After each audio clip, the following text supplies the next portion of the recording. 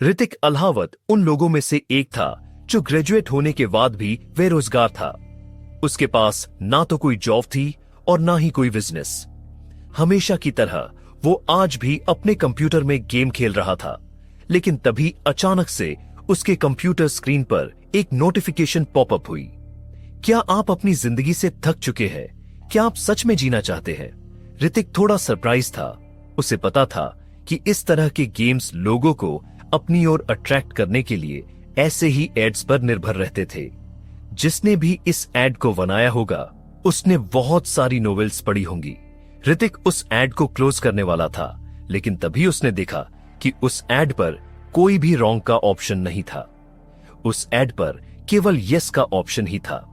ऋतिक को समझ नहीं आया कि वो उस एड को कैसे बंद करे, इसलिए उसने यस वाले ऑप्शन पर ही क्लिक कर दिया। उसके क्लिक करते ही अचानक से कंप्यूटर फ्लैश होने लगा। कहीं ये कोई वायरस तो नहीं था?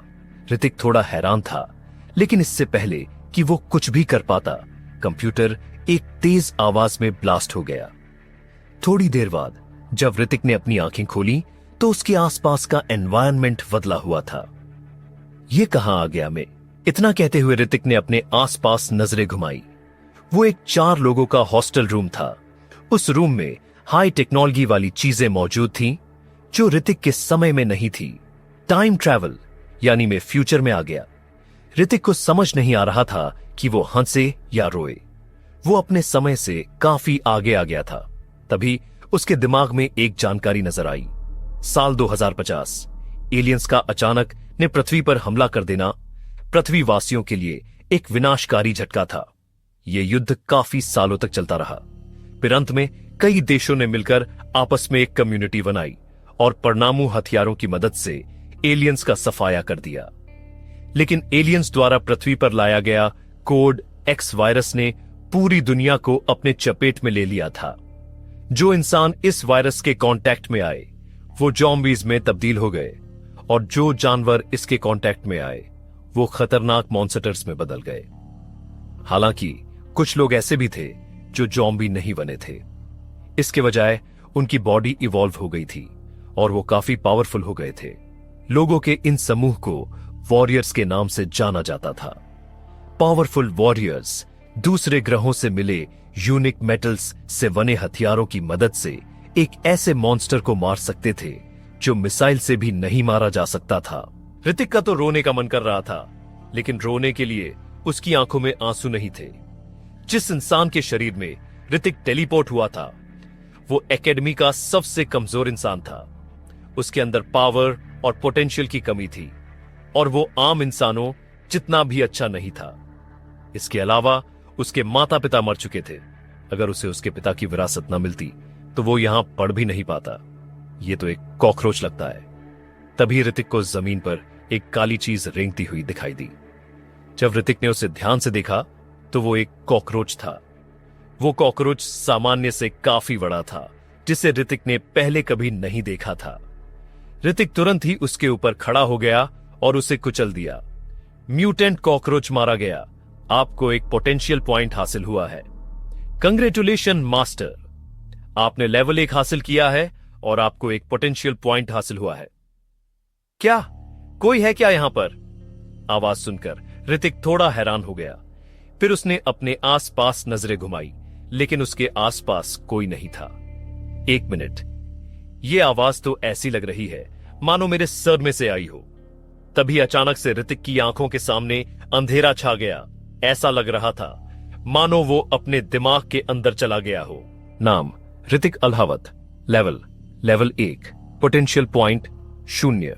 अगले लेवल में जाने के लिए potential points 100, strength 35, physique 33, speed 32, skill super eye skill, anger points 0 out of 100, overall combat strength 250।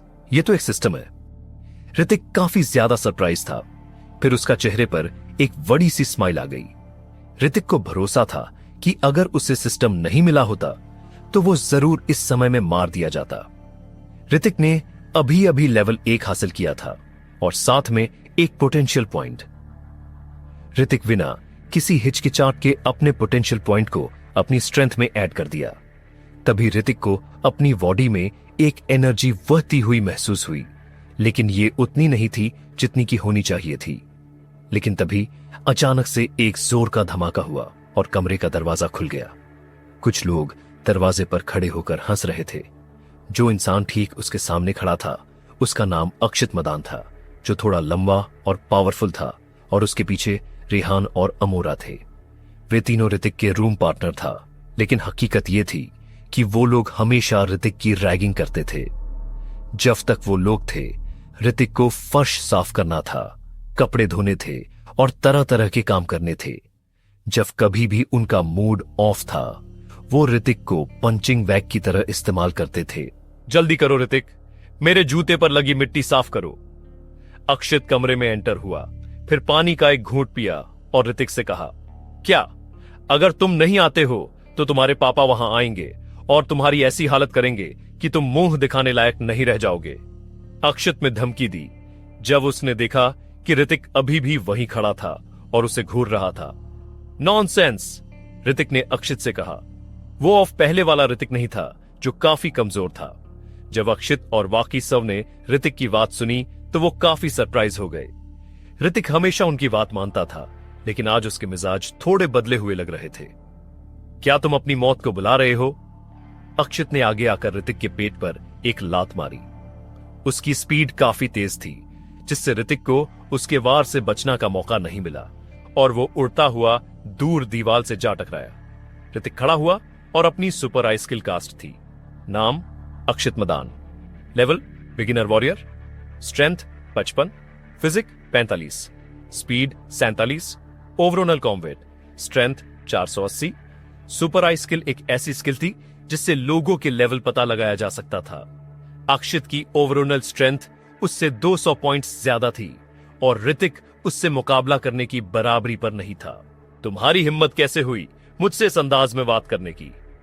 अक्षत आगे बढ़ा और ऋतिक को किक मारने लगा। ये कितना बेशरम है। रेहान और अमोरा भी आगे आए और ऋतिक को मारने लगे। वे एकेडमी के सबसे लो रैंक के वॉरियर्स थे और अपने आप को पावरफुल दिखाने के लिए वो अपने से कमजोर लोगों से फाइट करते थे। ऋतिक को काफी गुस्सा आ रहा था। उसकी पावर स्क्रीन पर एंगर पॉइंट्स की गिनती तेजी से बढ़ रही थी। Ding, anger point meter is full. क्या आप पावर अप स्ट्राइक का उपयोग करना चाहते हैं? यह सुनकर थोड़ा सरप्राइज हुआ, फिर उसके चेहरे पर एक स्माइल आ गई। यस, ऋतिक ने मन ही मन कहा। क्या तुम अभी भी मुझसे सॉरी नहीं बोलोगे? अक्षत ने देखा कि ऋतिक अभी भी चुप था और इसलिए वो ऋतिक के उस पार्ट पर वॉर करना चाहता था जिसके बाद ऋतिक की कभी कोई संतान नहीं होती। लेकिन इससे पहले कि अक्षत कोई भी वार कर पाता, ऋतिक उठा और उसके सीने पर एक अपने हाथों से वार किया। तभी एक जोर की आवाज हुई और अक्षत किसी टूटी हुई पतंग की तरह दीवान से जा टकराया। अक्षत की आंखें हैरानी बड़ी हो गई और वो वहीं पर ही बेहोश हो गया। तुम, रेहान और अमोरा, ये देखा तो उनकी आंखें फटी की फटी रह गई और उनका शरीर बुरी तरह कांपने लगा। उन्हें अंदाजा नहीं था कि ऋतिक इतना पावरफुल हो सकता था कि अक्षत को एक ही बार बेहोश कर दिया। आखिर एक बिगिनर वॉरियर था और वे दोनों उससे काफी कमजोर थे। अगर एक वॉर में उसकी ऐसी हालत हो गई तो उनका, ये सोचकर ही वे दोनों डर से कांप रहे थे। हमारे पास मत आना, रेहान ने डरते हुए ऋतिक से कहा। भाड़ में जाओ, ऋतिक चिल्लाया और उसकी बात सुनकर रेहान और अमोरा दोनों अक्षत को उठाकर वहां से भाग गए। ऋतिक को अपनी बॉडी में काफी दर्द महसूस हो रहा था। अगर उसके पास पावर अप स्ट्राइक नहीं होती तो वो उन लोगों द्वारा बुरी तरह पिटा जाता। पावर, मुझे अपनी पावर को बढ़ाना होगा। तभी ऋतिक के दिमाग में एक आइडिया आया। एक कॉकरोच को मारने पर उसे एक पोटेंशियल पॉइंट हासिल हुआ था। अगर उसे अपना लेवल बढ़ाना था तो उसे 100 कॉकरोचों को जान से मारना होगा। ऋतिक अभी यह सोच ही रहा था कि तभी उसके सामने एक पावर स्क्रीन फ्लैश हुई। टिंग, आपने पावर अप स्ट्राइक का यूज किया है, आपको लकी ड्रा जीतने का मौका मिला है। ऋतिक ने अपने सिस्टम फ्रेम में आ रहे एक लोगो पर क्लिक किया।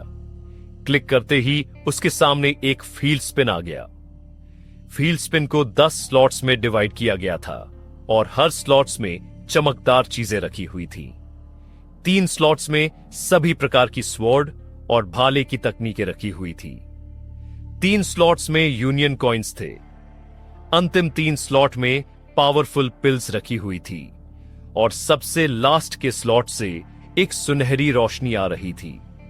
उस स्लॉट के अंदर एक ग्रैंड प्राइज रखा हुआ था। ऋतिक की आंखें में एक चमक आ गई थी।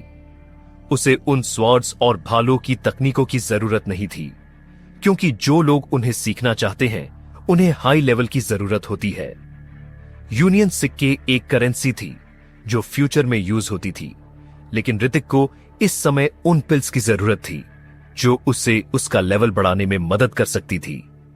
ऋतिक ने तुरंत उस व्हील स्पिन को स्टार्ट किया। स्टार्ट होते ही वो व्हील स्पिन तेज स्पीड में घूमने लग गया। ऋतिक अपनी सांसें थामे हुआ था और मन ही मन प्रार्थना कर रहा था कि उसे पावरफुल पिल्स ही मिले। नीडल ऑफ पिल्स के ऊपर पहुंच गई थी और कभी भी रुकने वाली थी। स्टॉप हो जा, स्टॉप हो जा, स्टॉप हो जा। ऋतिक का चेहरा लाल हो गया था और वो काफी एक्साइटेड लग रहा था, लेकिन तभी वो नीडल धीरे होते हुए एक स्लॉट पर आकर रुक गई। कंग्रेचुलेशन मास्टर, आपको 10,000 यूनियन कॉइन हासिल हुए हैं। तभी ऋतिक के सामने एक कार्ड आया जिसमें 10,000 यूनियन कॉइन्स थे। फ्यूचर में चीजों की कीमत वही थी जो ऋतिक के समय में हुआ करती थी।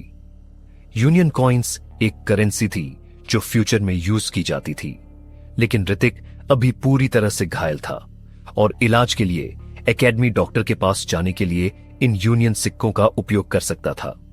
लॉरेंस एकेडमी की मेडिकल लैब एक हाई टेक्नोलॉजी लैब थी जिसके अंदर कई सारे केबिन बने हुए थे। जब कोई इंसान उन केबिन के अंदर जाता तो उसे लिक्विड से भर दिया जाता। वो लिक्विड एक इंसान की चोटों को पूरी तरह से ठीक कर देता था और साथ ही उन्हें एक नई एनर्जी देता था। ऋतिक उस बिल्डिंग के ऊपर देखता है जहां पर लॉरेंस मेडिकल लैब लिखा हुआ था। उसके बाद वो उसके अंदर चला गया। जब ऋतिक ने उसके अंदर एंटर किया तो नोटिस किया कि वो लैब सफेद लाइटों से जगमगा रही थी। तभी ऋतिक को किसी की धीमी आवाज सुनाई दी। वो बिना कोई आवाज किए आगे गया, जहां उसे एक सफेद कोट पहने हुए लड़की दिखाई दी जो किसी चीज को बड़े ध्यान से देख रही थी। वो लड़की देखने में किसी परी की तरह लग रही थी। उसने शॉर्ट्स पहनी हुई थी जिसमें उसकी गोरी टांगे साफ दिखाई दे रही थी। उसकी टांगे इतनी लाजवाब थीं कि ऋतिक का ध्यान उनकी ओर ही चला गया था। तभी उस लड़की ने बिना पीछे मुड़े ही अपनी मीठी आवाज में कहा, कौन है वहां पर? उसके बाद वो पीछे पलटी और ऋतिक को देखकर सरप्राइज हो गई। ओह, तो ये तुम हो ऋतिक? उस लड़की ने सरप्राइज होते हुए ऋतिक से कहा, क्या तुम मुझे जानती हो? ऋतिक में थोड़ा हैरान होते हुए उससे पूछा, तुम्हें कौन नहीं जानता? लॉरेंस एकेडमी का सबसे कमजोर लड़का। उस लड़की ने हंसते हुए ऋतिक से कहा, मेरा नाम ऋतिक अल्हावत है। तुम मुझे ऋतिक बुला सकती हो। तुम्हें कौन सा रिकवर लिक्विड चाहिए? उस लड़की का सवाल सुनकर ऋतिक ने अपने यूनियन कॉइन वाला कार्ड उसकी ओर बढ़ा दिया। डॉक्टर शेखावत कहीं नजर नहीं आ रहे। ऋतिक ने अपने आसपास नजरें घुमाते हुए उस लड़की से कहा, हां, वो आज छुट्टी पर है, इसीलिए आज उनकी जगह पर मैं यहां हूं। वैसे मेरा नाम डॉक्टर लारा है। लारा एक केबिन की ओर इशारा करते हुए उससे आगे बोली, अंदर लेट जाओ। स्मार्ट ट्रीटमेंट केबिन में एंटर करते समय ऋतिक को काफी शर्म आ रही थी। ट्रीटमेंट केबिन में जाने के लिए उसे अपने कपड़े उतारने थे, लेकिन वो अपने अंडरवियर में रह सकता था। डॉक्टर लारा ने हंसते हुए ऋतिक से कहा, तुम शर्मा क्यों रहे हो? लड़की में हूं और शर्मा तुम रहे हो। उसकी बात सुनकर ऋतिक खांसने लग गया और अपने शरीर पर लगे जख्मों पर नजरें घुमाने लगा। उसके शरीर पर तमाम तरह के लाल निशान थे और ऐसा लग रहा था कि कई सारी इंटरनल चोटें थीं जो लोगों की पिटाई से उसके शरीर पर आई थीं। जब ऋतिक ट्रीटमेंट केबिन में लेट गया तो लारा ने उसके अंदर एक ग्रीन रिकवर फ्लूइड डाल दिया। यह लिक्विड जितना महंगा था उतना ही असरदार था। हालांकि यह लिक्विड लो लेवल का था, लेकिन ऋतिक की चोटों के लिए काफी असरदार था।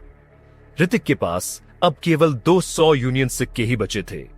जल्द ही उस लिक्विड ऋतिक को पूरी तरह से अपने अंदर समा लिया था। 5 घंटे कब बीत गए थे ऋतिक को पता ही नहीं चला। वो लिक्विड अब पूरी तरह से गायब हो चुका था। केबिन का दरवाजा खुला और ऋतिक उससे बाहर आया। जब वो बाहर निकला तो उसने नोटिस किया कि उसकी चोटें पूरी तरह से गायब हो चुकी थी। जो इंटरनल चोटें उसे लगी थी वो भी अब ठीक हो चुकी थी। उसके शरीर पर जो चोटों के निशान थे वो पूरी तरह से गायब हो चुके थे। उसका शरीर एक अलग ही ऊर्जा से भर गया था। यह सब देखकर ऋतिक काफी ज्यादा हैरान था। उसके पुराने समय में चोटें ठीक होने में कम से कम 1 हफ्ता तो लग ही जाता था, लेकिन उसकी चोटें यहां 5 घंटे में ही ठीक हो गई थी। यह ऋतिक के लिए किसी चमत्कार से कम नहीं था। उसे आज भी याद था कि उसके पुराने समय में तांत्रिक वावा भी अपने चमत्कार से लोगों को ठीक कर दिया करते थे। ऋतिक अपने ख्यालों से बाहर आकर अपने आसपास देखने लगा। डॉक्टर लारा वहां से चली गई थी। ऋतिक ने भी जल्दी से अपने कपड़े पहने और कमरे से बाहर निकल आया।